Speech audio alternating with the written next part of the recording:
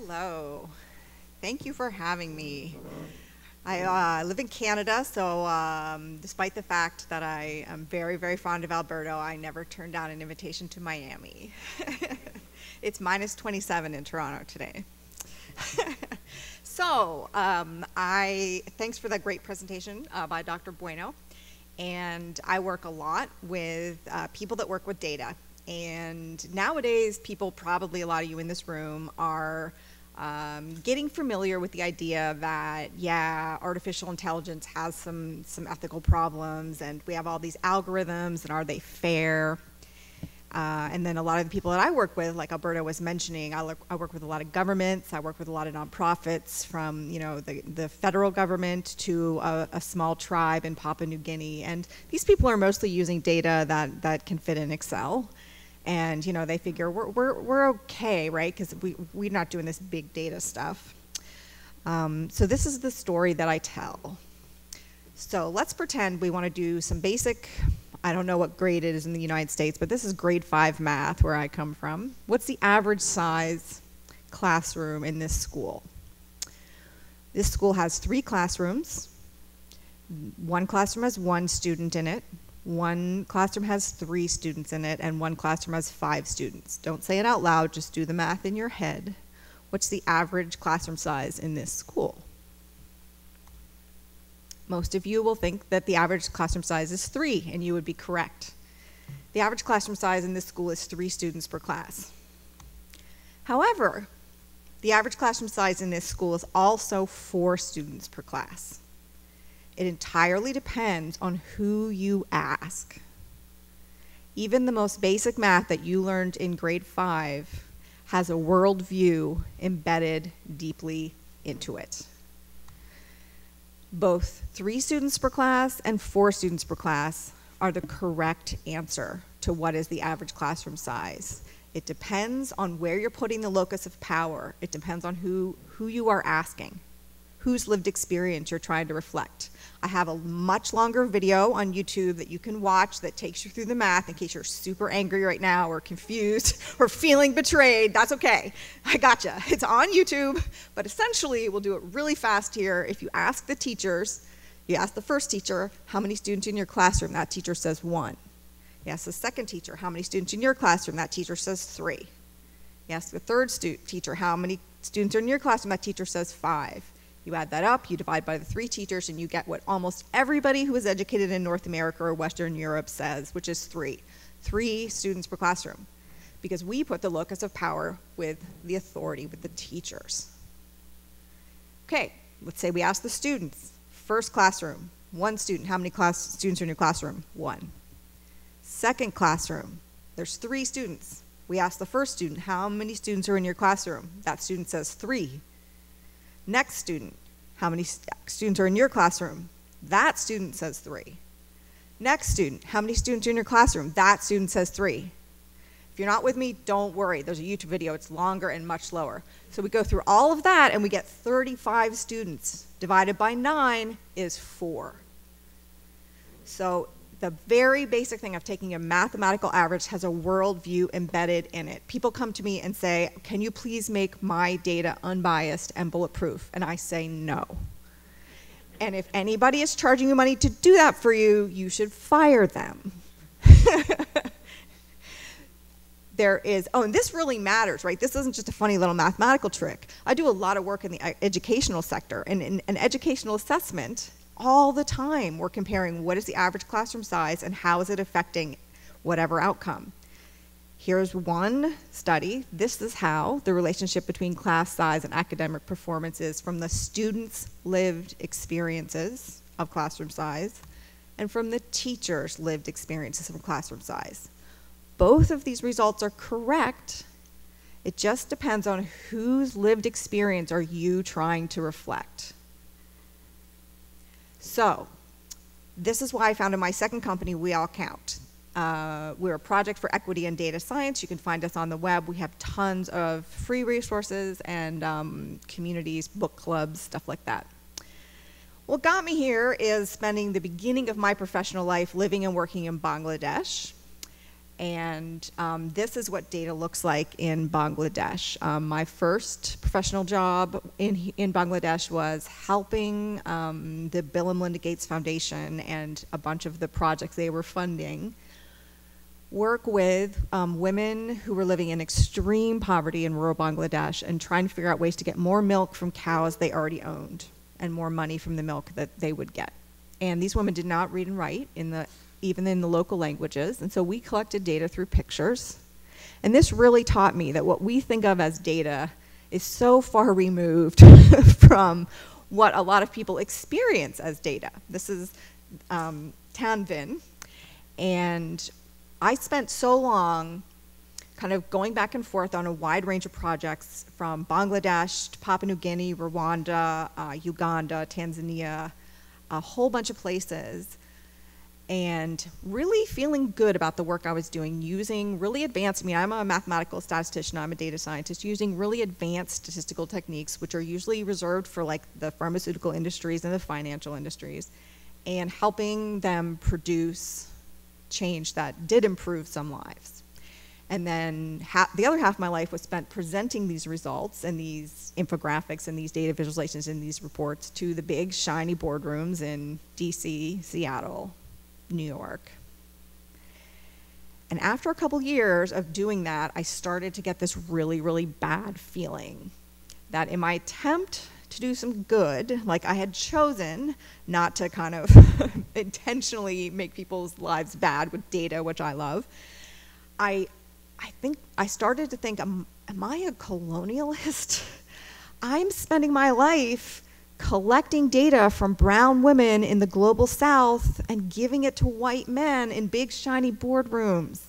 I think I'm a colonialist. And it never went away. That feeling has not gotten better. And then I started to really realize, like, not only am I doing that, but everything about this from the, uh-oh, something's rebooting on this computer. Alberto, can you help me with that? I don't know what to do.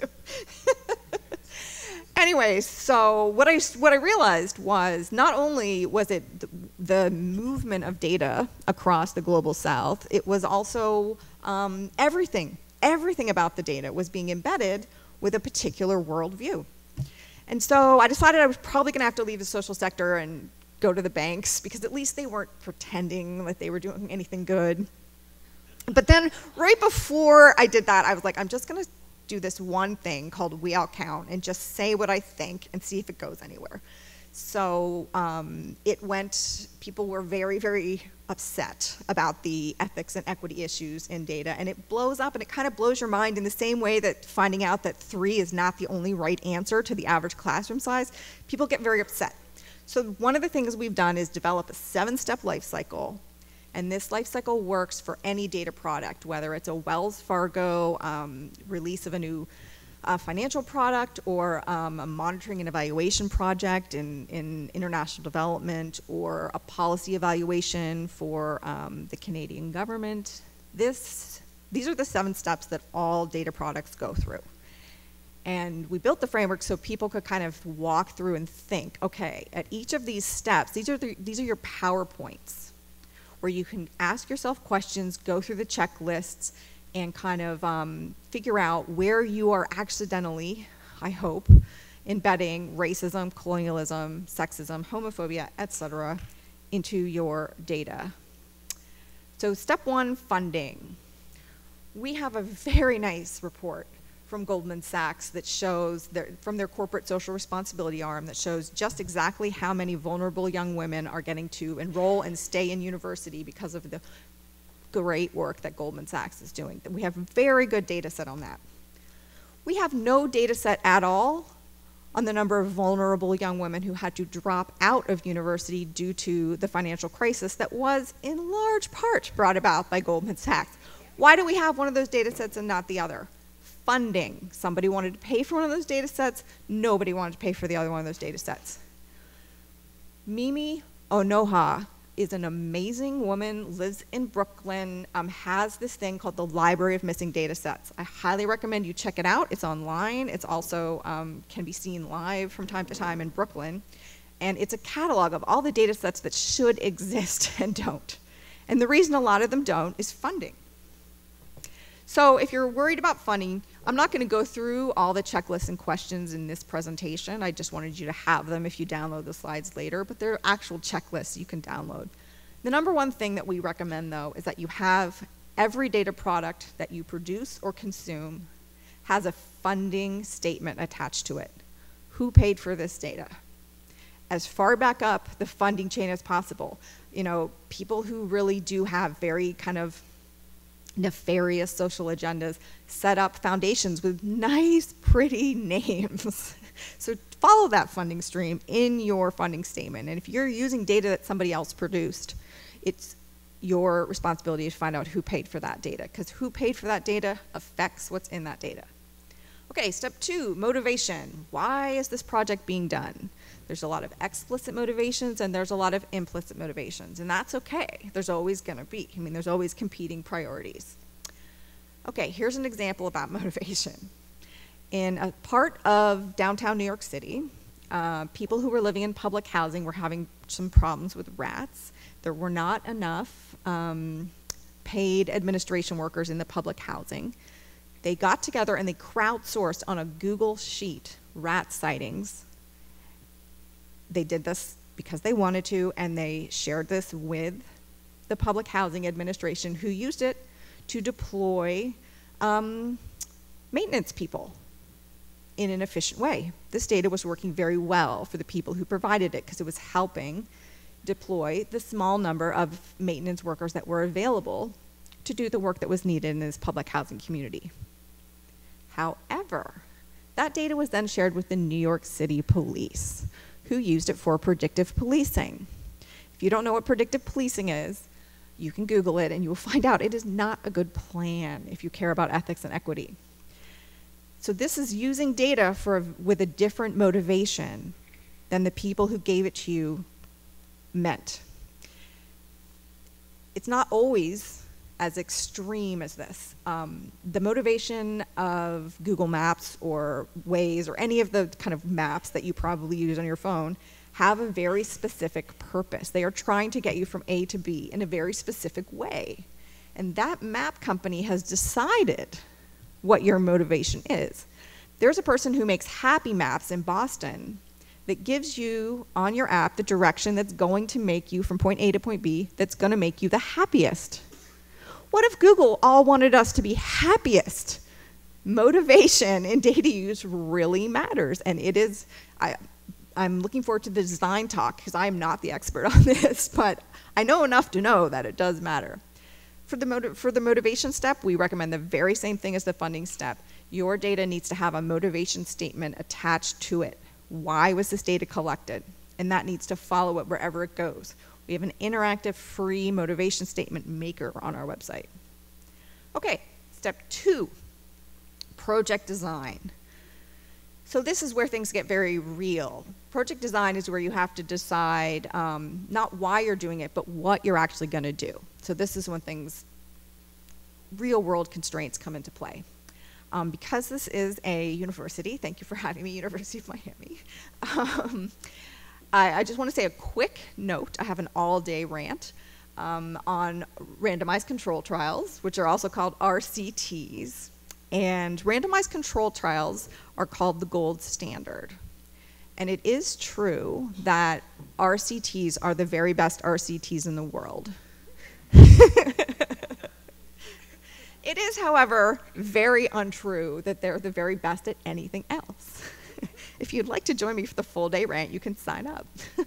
Essentially, though, it's important to know that RCTs give you one answer, the unbiased estimate of the average treatment effect of the population. If you're trying to find out if your new tax policy works, and the only thing you need to know is the average effect it had on your entire population, then use an RCT. Because it can tell you, oh, your tax policy found that the population had an average increase of $100. Your RCTs are absolutely the best way to find that out.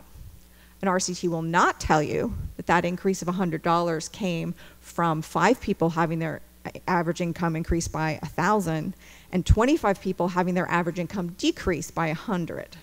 If you care about that, you need to do a different kind of project design. Okay. Rant over. If you do any kind of social sector data collection, project design, you're probably using a sample. And because you usually can't afford to collect data from everybody in your population, everybody in your state, everybody in your country, everybody in your city.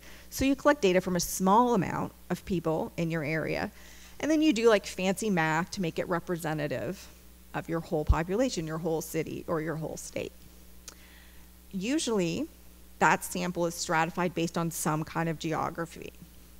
And usually, it's based on kind of the traditional governmental geography. This is a map by an amazing group called nativeland.ca. They're currently looking for an executive director, which is a good gig if you don't mind the cold. And this map shows what the geographic boundaries look like in North America prior to colonialism. So if you are doing a project that is focused on maybe an indigenous population, what if you use this for your sample design rather than the post-colonial? How are we embedding colonialism just out of habit into our sample design? Other options exist.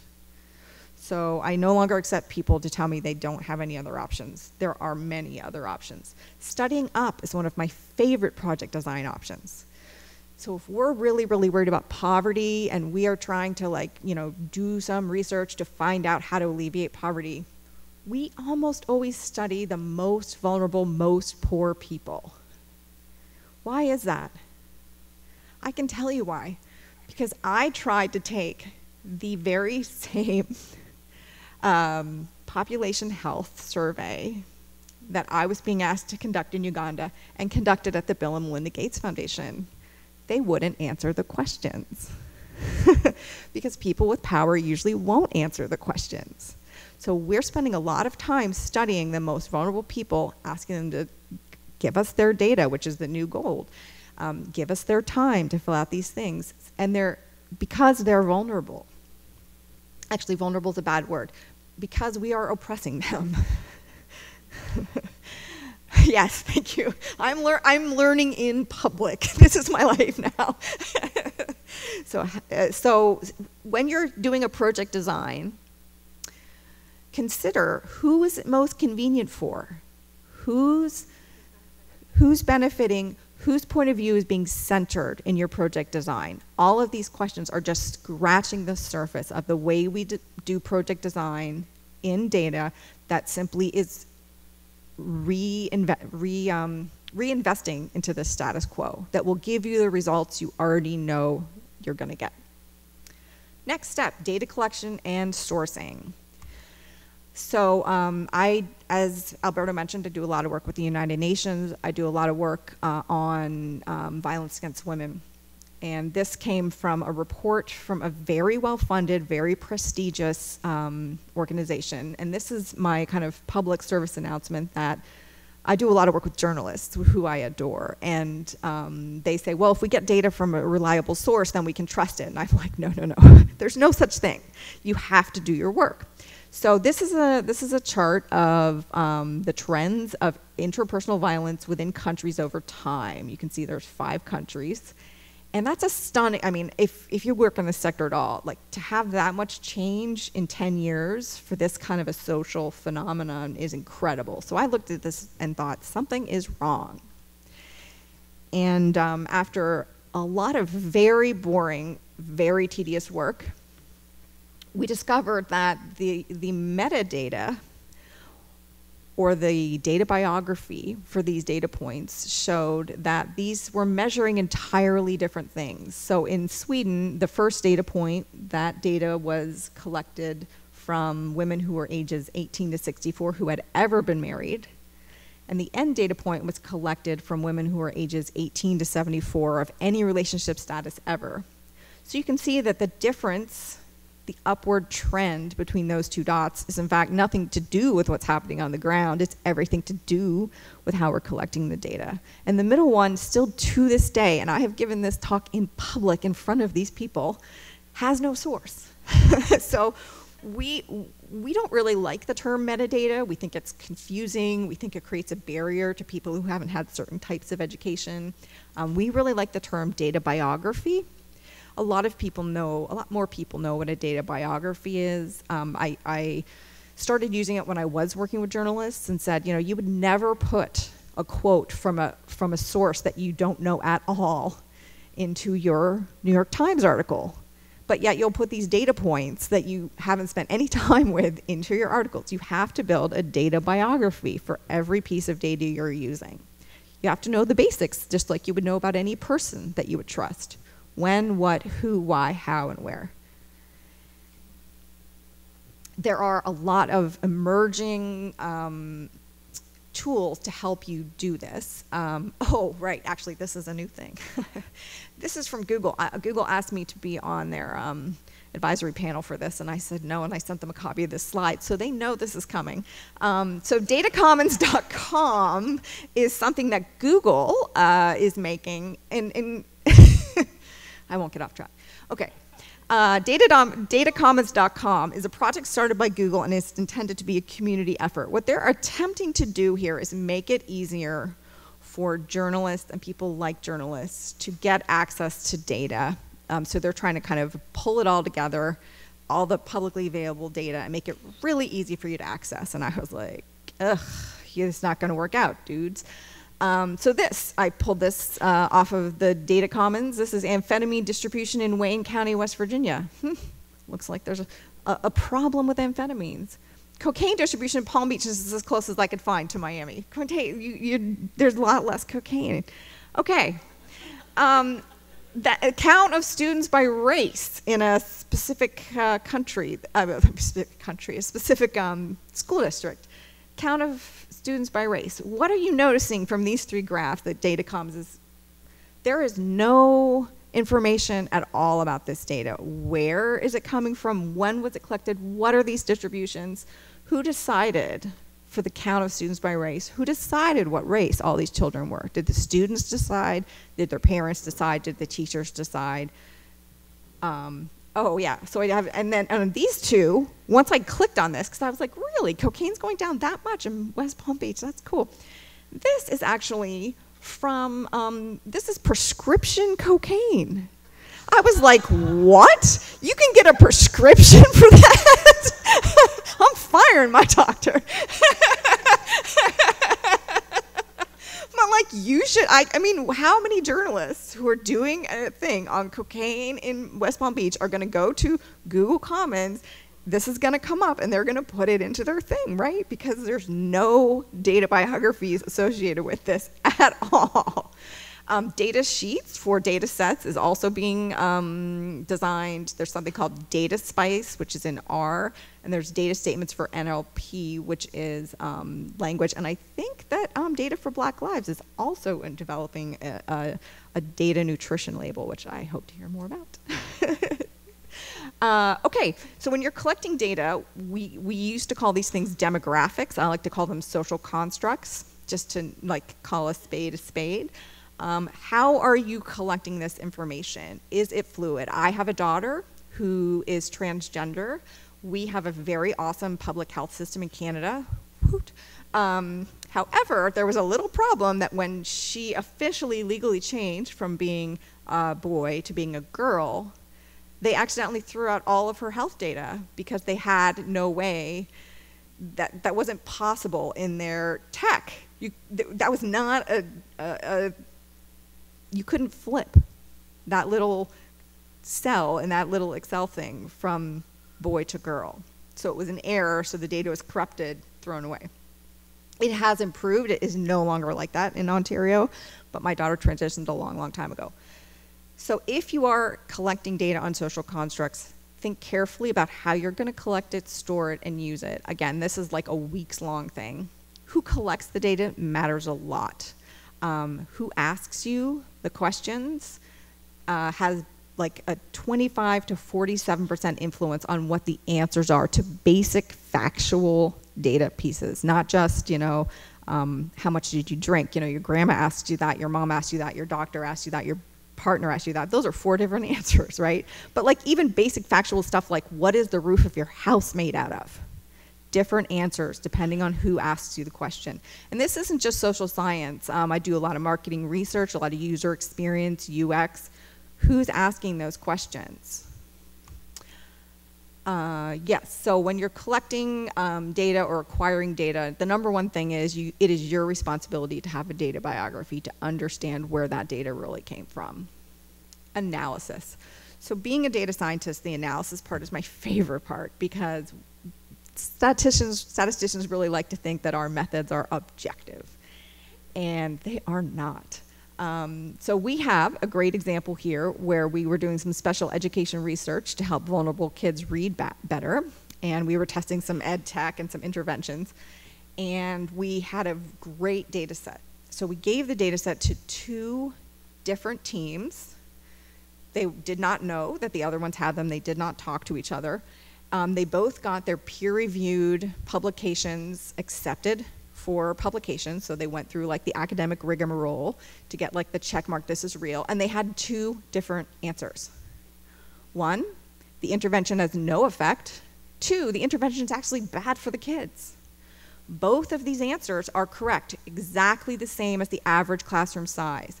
Both of these answers are correct, peer reviewable. It depends on what your concept of how the world works is. Even the statistical methodology you use is entirely dependent on your conceptual version of the world. So it's really important that if you publish something, you explain it in plain words what statistical method you use and what assumptions they're making. I'm going to skip this example, but I'm going to do this one. So here's an example of how what you include in a model determines the results of the model. So this is quasi-real data. In this country, the chance of having a low birth weight baby is 20%. We have 2 ethnic groups that we have data on, ethnic group A and B. Ethnic group B has a much higher chance of having a low birth weight baby. So you might see somebody say, oh, being this ethnicity is associated with having a low birth weight baby, putting the onus onto the ethnicity. However, we have more data. We know where the people live. So we can add the community of residents into the model. And then the model's getting more complex. We have something that's called a multi-level model.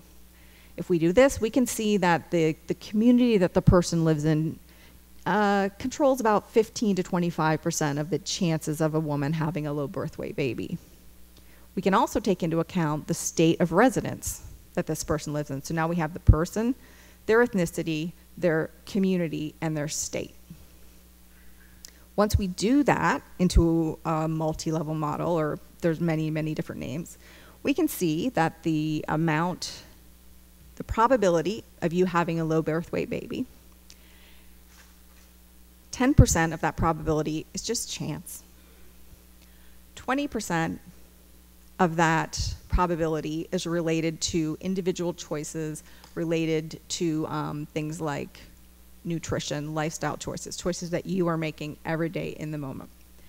30% is related to what state you live in, and 40% is related to what community you live in. 0% is related to what ethnicity you are if you build a model that actually controls for the things that are related to your chances of having a low birth weight baby. So the things you choose to put into a model or not put into a model have a huge effect on the results that you're going to find. I'm going to skip this part too. Okay, interpretation. This was touched on already, but once we have results, how do we interpret them? I worked in a community in Canada where there was a definitely evidence of an increase in unmarried sex in their young people who were ages 16 to 24. And there was a gigantic fight in the organization that I was working for about A, whether we were even allowed to say this, and B, was this a good thing or a bad thing? That is an interpretation, right? The result is the rate is rising. The interpretation is, this is terrible, they're risky behavior, they're gonna drop out of school. The other interpretation is, this is great, they're getting empowered, they're making life choices, they're everything we tried to get them to be when we were raising them. And I'm not here to say which of those interpretations is correct. I'm here to say both of those are an interpretation. Neither of those are a fact. Neither of those are supported by data, right? Those are not evidence-based. Directional interpretation is very, very hard to get to be evidence-based. To prove causality is so hard.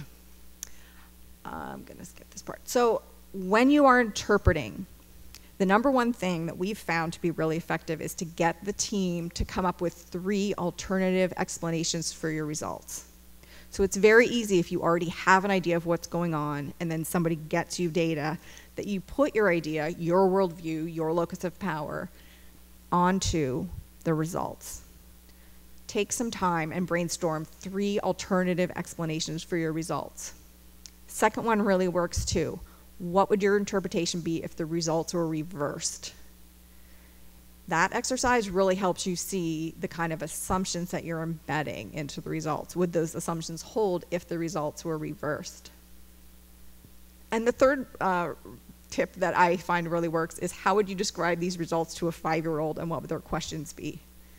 That comes from working with journalists. Okay, lastly, communication and distribution is the 7th step. And I am by no means the communication or design expert on this panel, but I do work with communication and distribution. And this is one of my favorite examples of just how vital it is to think about what images or encoding you're going to use to show your results. If you have ever taken a research methods course or a sociology course or a public health course, you have probably been taught the difference between equity and equality. And you probably have seen this image in your textbook. This image is everywhere in textbooks on the internet, and it's used to start the discussion on the difference between equity and equality. So we have 3 people, and this is the illustration of equality. Equality is you give everybody the same thing. That's equality. Each person has a box. And this is the illustration that's said to be equity. Everybody gets what they need so they can all be at the same height and see over the fence in the same way. This is equity, right? So this is equality, this is equity. These pictures drive me crazy because they have such a deep worldview embedded into them that these 3 people are inherently different sizes. It's being attributed to the individuals, the fact that they need these boxes. What if everybody started at the same size? What if the barriers weren't all the same size? What if the land they were standing on was not the same? This is where, in my opinion, is a much more aware data visualization that shows that, okay, the people are all the same size. They're not inherently less or more potential of anything. People are the same size. They're facing all kinds of different barriers, and they're starting from different places. And then this is equity, right? We take down the barrier. We don't give people the boxes. So the reason people don't like to talk about that is it's much harder to take down a barrier than to get a grant and give somebody a box. Last thing I'll say is that there is a lot said about data visualization best practices. There's a lot of very good books. I highly recommend all of the books. And we need to go to the next step here, because the top 30 peer-reviewed, most cited journal articles, currently, only 3 of those top 30 journal articles have any participants in the cognitive research that are not, that are people living in the global South and not attending an American university. So all of our cognitive data visualization best practices are really formed around a very specific brain that has been taught specific things from the word go. I have the privilege of doing a lot of work in the global South, and I'm just about to publish a peer-reviewed article that replicates a bunch of these tests with people living in places in the global South, usually the rural global South. And you'll see from this paper that, in fact, a lot of what we consider to be best practices in data viz are not universal across all cultures. The questions that you need to ask yourself, we have a big long checklist, but basically is the graphic design reflective of the cultural and cognitive preferences of your power group, of the people that gave you data, of the people that need to take the data and implement it into policy? Where is the locus of power in the visual and written communications? Do the results require high-speed internet access? In lots of parts of Canada, that just doesn't even exist. And who gets to see the findings, really? Like that was the thing that triggered me, right? That very first way back when in Bangladesh, just realizing that, like, this woman with 4 kids and 2 cows just spent 2 hours answering the survey questions, and she will never see the results. So who does get to see and use these findings? So that's the 7 steps that I use to help me and the people that I work with kind of walk through a data product. And more than anything, you can't completely remove any worldview, but be very aware and transparent about what power you're putting into your data product and what that means. Demystify, democratize, and demonstrate is what we're about. There's tons of free tools on our site, and this is where you can find them. weallcount.com. That's me. That's my email address. That's my Twitter. I'm not great at Twitter. I'm a lot better at email. But it's been a real privilege to be with the luminaries that are on this panel and to be with this audience. Thank you for having me. They tell me that I went fast enough to have some questions. When I sent my slides to Alberto, there were 80 slides, and he said, Heather, you can't have 80 slides. And I said, Alberto, I pinky promise I'm not going to talk for 80 minutes. And I didn't. I said, I got this.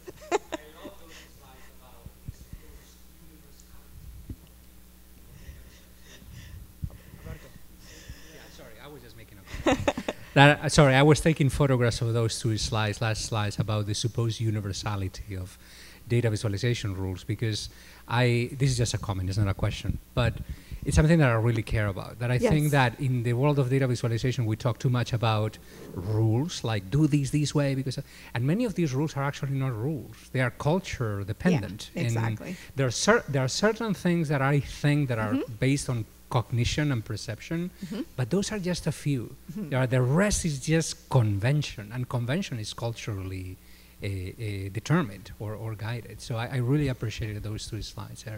They're great. Thank you. Thank you. Any questions for Heather? Hi there, it's Carl here. Thank you so much for sharing your thoughts with us here this afternoon. So we have the 2020 census coming up here in the United States, and of course we all want to count, especially the local communities, for funding purposes. But then there's immigrants who are really scared to fill that out, being forced that they might have to face ICE and then be deported. Right. How can these surveys be presented in a way where everyone feels like they could be heard, but then not necessarily suffer the consequences for providing information? Right. That's a great question. I would refer you to the Data for Black Lives conference, where they had an actual panel on Census 2020. It's on YouTube. That's like an hour of probably a much better response than anything I'm going to give. So I would recommend that, YouTube, Data for Black Lives. However, I think, I don't think that I have the time in this minute to fix the census problem that you have. But what I would recommend is a couple of things. One, and we had a similar, like if it makes you feel even a little bit better, we had a very similar thing in Canada about 15 years ago. We had a guy in charge of our country named Stephen Harper who did some similarly bad things with our census. And so what we did was anybody who was legislated and had to use that census data always included a note, a box, a very clear note that this data is problematic and probably does not represent the truth. The second thing is use different data. There are a lot of, as you can probably tell, I'm a little bit revolutionary. I am unemployable. And so what we did in my area was we started a grassroots census.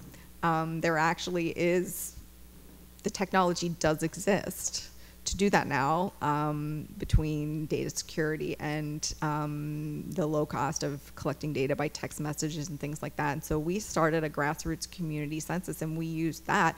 And it was really, it wasn't immigrants as much that were the target with the groups I was working with. It was more LGBTQ and refugees a little bit, because we had a lot of Syrian refugees at that time. And we collected our own data, and you can't collect enough data to use the census, but you can collect enough data. So how long do I have to answer this question?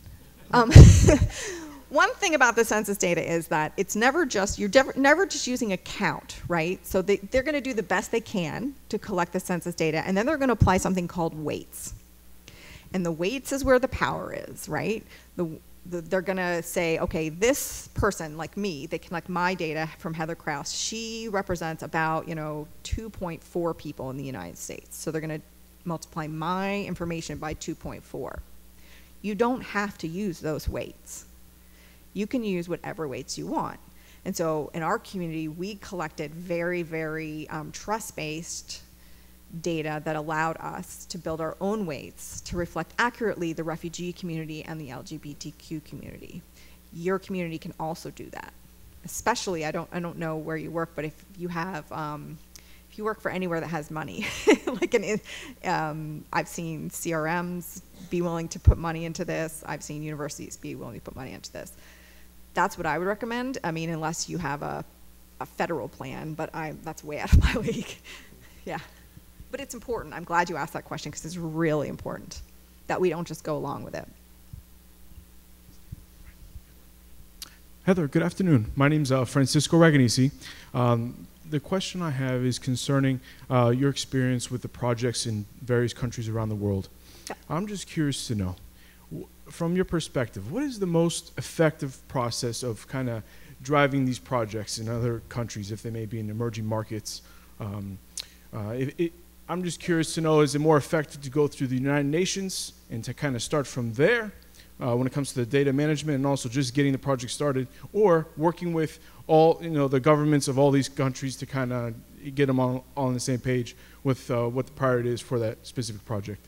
Just curious to know.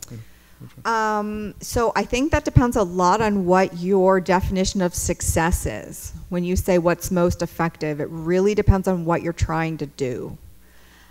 So that's where we go back to kind of the motivation. If you're trying to affect the most number of lives, there's going to be one answer. If you're trying to get a grant, there's going to be a different answer. If you're trying to gain prestige for your organization, there's going to be a different answer. And none of those motivations are incorrect. All of them? Is that what you said? Yeah, I was just taking it in, just thinking about what you're saying. Yeah, so when you ask me which is the most effective, it's hard for me. I would say it really depends on what your definition of success is. Okay, so going back to your example, Bangladesh, let's go with that. So with that country, let's say there is a solution that needs to be addressed in that country.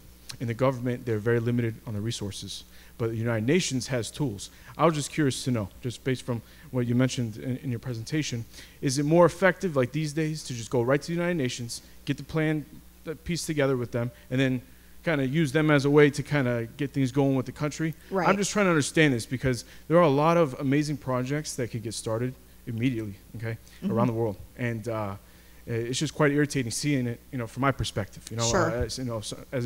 As a like a human being here in the United States. I hear you. I see this, and you mentioned these beautiful foundations around the world. The Gates Foundation, absolutely beautiful foundation.